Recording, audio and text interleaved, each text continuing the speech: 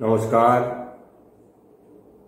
সবাইকে শুভেচ্ছা অভিনন্দন জানিয়ে আজকে আরেকটা আলোচনা শুরু করছি। আজকের আলোচনায় চায়না একটা নতুন ওষুধ। কিন্তু এই চায়না হচ্ছে এমন একটা ওষুধ যেটা হোমিওপ্যাথির প্রথম ওষুধ, এবং এই চায়না থেকেই সিনকোনা থেকেই তৈরি হয় চায়না। তার মানে কি, একটা হার্বাল প্রোডাক্ট অর্থাৎ ভেজিটেবল কিংডম। হ্যানিম্যান একসময় পুরনো পন্থা, পুরনো চিকিৎসা পদ্ধতি পরিত্যাগ করে ঠিক করলেন যে উনি ভাষান্তর করে বা ট্রান্সলেশন করে জীবন ধারণ করবেন। ঘটনাক্রমে সেই সময় কালেনের ম্যাথমেটিকা ট্রান্সলেট করতে গিয়ে উনি দেখলেন যে সিনকোনা ম্যালেরিয়ার মতো রোগ লক্ষণ তৈরি করতে পারে। এই ঘটনাই মহাত্মা হ্যানিম্যানকে নাড়িয়ে দিল, এবং সেই ঘটনায় পরবর্তী ক্ষেত্রে পরীক্ষা নিরীক্ষার ক্ষেত্রে উনি বুঝলেন যে রোগের মধ্যে যে সিমটমস থাকে, কোনো ওষুধের যদি সেই সিমটমস তৈরি করার ক্ষমতা থাকে তাহলে সেই ওষুধটা ওই রোগকে আরোগ্য করতে পারবে। উনি বললেন সিমিলিয়াস সিভিলিবাস কিউরেন্টার, অর্থাৎ সিমিলিয়া সিমিলিবাস কিউরেন্টার হোমিওপ্যাথির মূল মন্ত্র। এই মন্ত্র উনি আবিষ্কার করলেন, এবং এটাই উনি ওষুধ তৈরি করলেন এবং নিজে প্রুভ করলেন। এবং হ্যানিম্যানের তৈরি এবং নিজস্ব প্রুভ করা ওষুধের প্রথম ওষুধ হচ্ছে চায়না, এবং এইটাই ইনভেনশন অফ হোমিওপ্যাথির জনক বলে বলা হয়। আজকে সেই ওষুধটা সম্বন্ধে এটা আলোচনা করব। তাহলে কি দেখলাম, রোগের মধ্যে যে সিমটমস পাওয়া যায় সেই লক্ষণাদি যদি কোনো ওষুধ প্রুভিংয়ের ক্ষেত্রে তার সেই লক্ষণ উৎপাদন করার ক্ষমতা দেখায়, তাহলে সেই ওষুধটা ওই রোগীকে প্রয়োগ করলে রোগ সারবে। That is similia. তাই আমরা খুঁজি সিমিলিমাম। আজকের আলোচনায় প্রথমেই একটা কথা বলেছি আমি, যে ম্যালেরিয়ার মতো সিমটমস তৈরি করত বা করতে পারে। তার মানে কি, চায়নার ম্যালেরিয়ার মতো সিমটমস তৈরি করার ক্ষমতা আছে। তার মানে ম্যালেরিয়া কি ধরনের জ্বর তৈরি করে? একটা ইন্টারমিটেন্ট ফিভার, ম্যালেরিয়াল ফিভার, অর্থাৎ যার মধ্যে তিনটে স্টেজ থাকবে, চিল, হিট, সোয়েট। শীত করে জ্বর আসবে, জ্বর হবে, তারপর একসময় ঘাম দিয়ে জ্বরটা ছাড়বে। এটার মধ্যে একটা বিশেষত্ব আছে। এই জ্বর কখনো রাতে হবে না, চায়নার জ্বর। অন্য ওষুধে হবে, চায়নার জ্বর কখনো রাতে হবে না, নেভার এট নাইট। তার মধ্যেও বিশেষত্ব কি, জ্বরটা একদিন যে সময় হবে পরের দিন তার থেকে একটু আগে হবে। Very interesting. এই জন্যই আজকের ওষুধকে আমি বলেছেন ইন্টারেস্টিং মেডিসিন, এবং দু একটা কেস এই সাথে সাথে বলে যাব। তাই যারা দেখছেন বা দেখবেন তাদের বলবো এটা স্কিপ করবেন না, পুরোটা দেখুন। তাহলে জ্বর, intermittent fever, never at night, আর একটা উল্টো ব্যাপার আছে। এটা অদ্ভুত একটা ডায়রিয়া আছে। এরকম আমি প্র্যাকটিসের শুরুতে দু একবার বোকা বলেওছি। ডায়রিয়া রাতে হয়, অনেকবার পায়খানা গেছে, রুগীর গার্জিয়ান এসে বলে, কিন্তু সকাল থেকে তার আর কোনো সমস্যা নেই, বেশ খাচ্ছে যাচ্ছে। কিন্তু আবার রাত্রিবেলা ওই অবস্থা। দু একদিন যেতে যেতে দেখা গেল ওই যে দিনের বেলা খায়, হজম হয় না, পেটটা ফেপে যায়, গ্যাস বেরোয় না, কোনো দিক দিয়ে বেরোয় না। এই যে গ্যাসের টেন্ডেন্সি, আমরা সবাই জানি যে চায়নার বিশেষত্ব কোথায়? সারা পেটের মধ্যেই গ্যাস ভর্তি হয়ে থাকে, কোনো দিক দিয়েই বেরোয় না। অনেক সময় আমরা অ্যাসাপিডিটা কলসিকামের সঙ্গে তুলনা করে দেখি,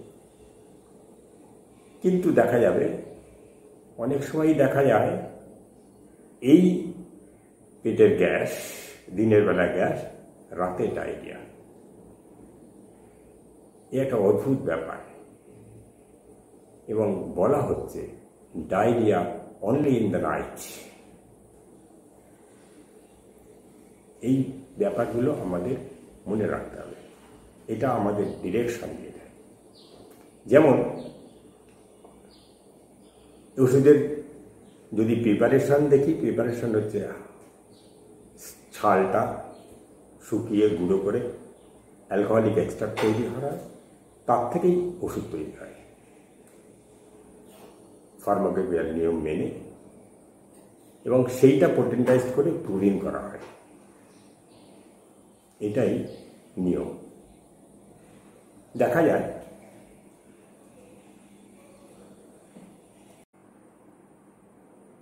যে কি করলে বা কোন ঘটনার পরে এই চায়নার মতো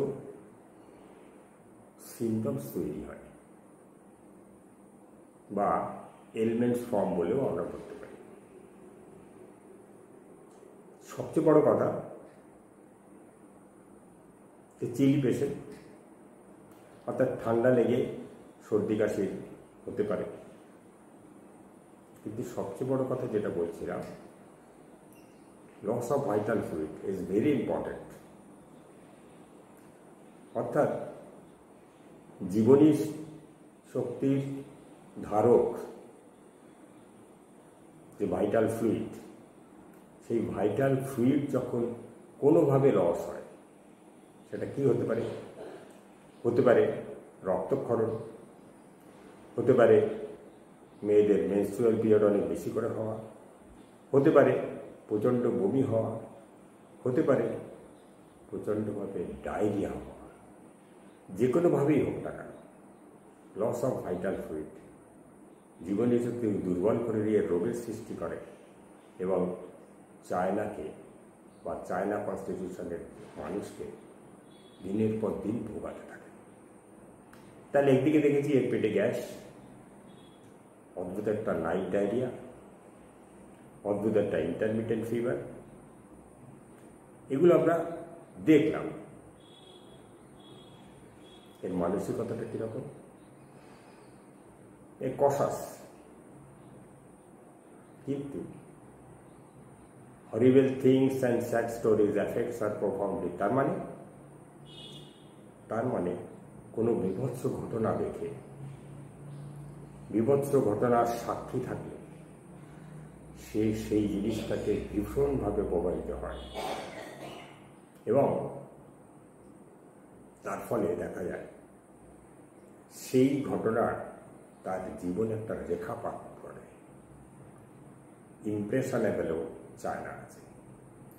কখনো কখনো এইরকম কিছু ঘটনা দেখতে দেখতে এর মধ্যে ইন্ট্রোস্পেকশন তৈরি হয়ে যায়। আমরা এই ব্যাপারগুলো দেখেছি। চায়না কিরকম? এ অন্যকে দোষারোপ করে, রিপ্রোচিং আদার্স।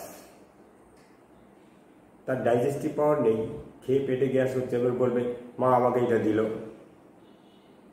বাবা যদি এটা না আনতো তাহলে আমার এটা হতো না, ইত্যাদি ইত্যাদি নানা রকম। যে এই রিপ্রোচিং আদার্সে চায়না আছে। আবার দেখা যাবে যে পেটে যখন গ্যাসটা হয় সেই সময় তার চলতে ফিরতে আর ভালো লাগে না। যখন ভাইটাল ফ্লুইড খুব লস হয়েছে তখন নড়তে চড়তে ভালো লাগে না, তখন মনে হচ্ছে যেন নড়তেই পারছে না, চলতেই পারছে না, চলতে সময় বেশি লাগবে, অন্য দিনের তুলনায় অনেক বেশি, অনেক সময় লাগবে। ডিলিউশন ইনডার্ট, এদের কনফিডেন্ট খুব কম, confident, want of self confidence. একটা ঘটনা বলি, একটা মেয়ে যখন কলেজে পড়ে তখন তার একটা বয়ফ্রেন্ড জুটে গেল, কিন্তু 2-4 বছর হয়ে যাওয়ার পরেও সে কিছুতেই ডিসাইড করতে পারছে না কি করবো, আমি ঠিক যাচ্ছি না ভুল যাচ্ছি, কি করব, এখানে আমি ডিসিশন করব কি করব না। ইন দ্য মিন টাইম তার বাবা পাত্র ঠিক করলো এবং সেখানে বিয়ে হয়ে গেল। এই পরিস্থিতিতে পরবর্তী ক্ষেত্রে দেখা গেল, দেখতে সুন্দর মেয়ে, পরবর্তী ক্ষেত্রে দেখা গেল তার মুখে গোটা ব্রণ ভর্তি, মাঝে মাঝেই সর্দি কাশি লাগে, হলে আর সারতে চায় না, ইত্যাদি নানা রকম পরিস্থিতি নিয়ে একটা রোগাগ্রস্ত অবস্থা তৈরি। যখন সে এলো ডাক্তারখানায়, কি ব্যাপার, তখন বলছে, বলতে বলছে সর্দি কাশি এটা সেটা বললো। আমি বললাম তুমি কী করো বাড়িতে, শ্বশুর বাড়িতে কী করতে হয় ইত্যাদি ইত্যাদি জিজ্ঞেস করতে। তো বলছে শাশুড়ি ভীষণ নির্যাতন করে, কীরকম, এটা করো ওইটা করো সেইটা করো, ওইটা হচ্ছে না, ওইটা ভালো হয়নি ইত্যাদি সারা দিন তার চলতেই থাকে এবং সে সব কিছুর মধ্যেই দোষ ধরে, কথায় কথায় তার নানাভাবে চাপ সৃষ্টি করে কাজকর্ম ঠিক না হলে। এই ব্যাপারটায় আমি বললাম কী হয়, তাহলে কী হয় ফলে? বলছি রাগ হয় কিন্তু বলতে তো পারি না। বলে তারপর ওই রাগ চাপতে চাপতে মনের মধ্যে একটা ভীষণ বিরক্তি হয়, মনে হয় যেন মনের জ্বালা একটা অবস্থা তৈরি হয়েছে।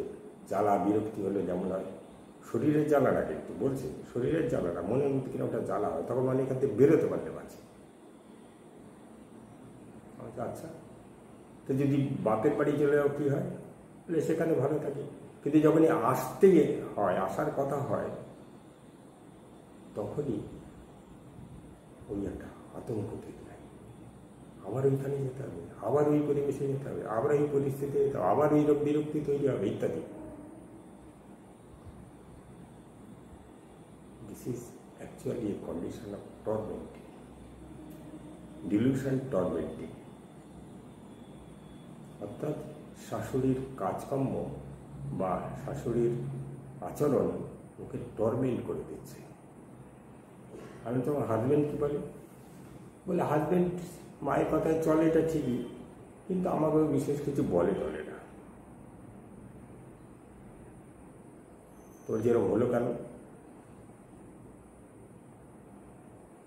বলছি এই তো, তখন বলছি এই তো বাবার জন্য, বাবা এইখানে বিয়ে দিল, ওই যে রিপ্রোচিং আদার্স,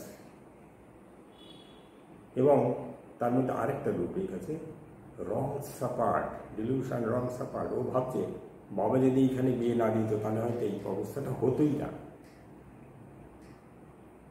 তাহলে কি হচ্ছে, ও বাবাকে দোষ দিচ্ছে, বাবার ভুল সিদ্ধান্তের জন্য এ ভুগছে। অথচ এর ভিতরে যদি আমরা ঢুকে দেখব চায়নাতে ডিউটি রেসপন্সিবিলিটিতে চায়না নেই, তার মানে এর কাজকর্ম করতে ভালো লাগে না। অথচ দেখুন অকুপেশন অ্যানেল আছে, অর্থাৎ কি অকুপেশন, তাহলে কি কাজকর্ম করতে তো ভালো লাগে না।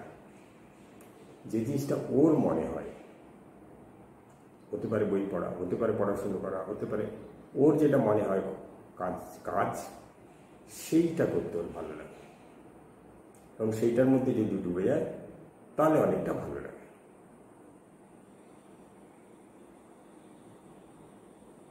অথচ একে সান্ত্বনা দিলে এটা ওই যে বাবাকে দোষ দিচ্ছে এবং ওর ধারণা হচ্ছে এই বাবার ভুল সিদ্ধান্তের জন্যই আমার ভোগান্তি। এ ব্যাপারে কেউ যদি তাকে সান্ত্বনা দেয়, সেখানে সে রেগে যায়। Consolation, aggravation.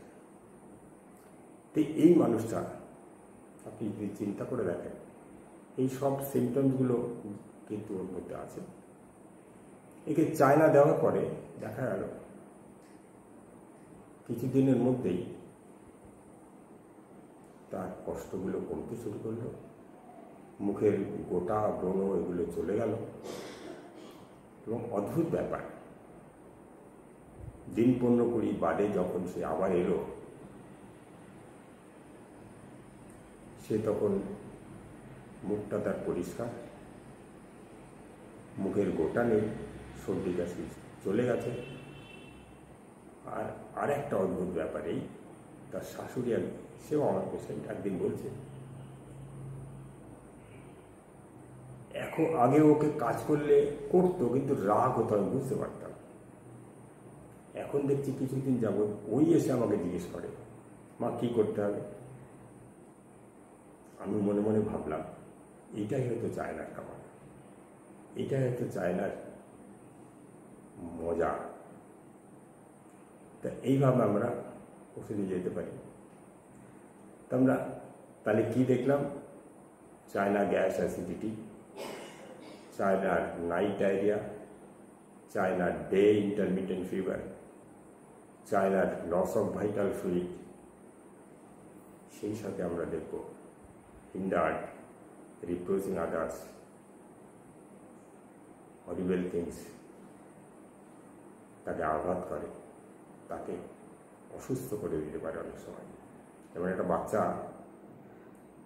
একদিন রাতে সিনেমা দেখেছে, যেখানে ভয়ের সিন ছিল, নানা রকম অ্যাক্সিডেন্ট ইত্যাদি ছিল, যেটা দেখে সে রাত্রিবেলা চমকে চমকে উঠছে। মা বলছে ও রাতে ঘুমোলোই না, চমকে চমকে উঠছে, জ্বর লাগলো, সকালবেলা এসছে তখন তার একটু একটু জ্বরও আছে।